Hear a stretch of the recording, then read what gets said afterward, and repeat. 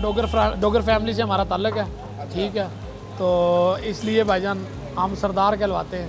अरे बाबा अजाद उनका भी यही काम था, जानवरों का दूध।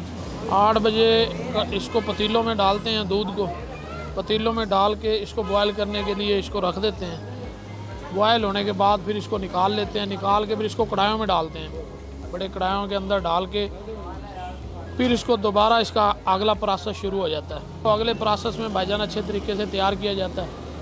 मैक्सिमम 5 बजे तक तैयार होता है भाईजान।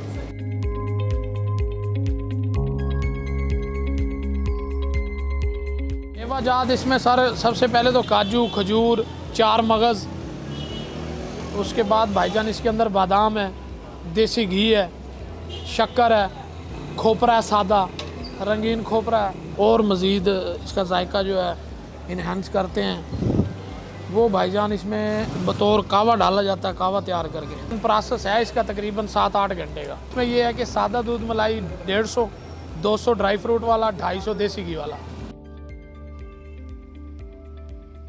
ये सर्दी का 4-5 महीने जो सा ना हमारा 5 महीने 6 महीने लगाते हैं, उसके बाद जो सा ना ये हम बंद कर देते हैं। माशाल्लाह जी बड़ी आवाम आती है, बहुत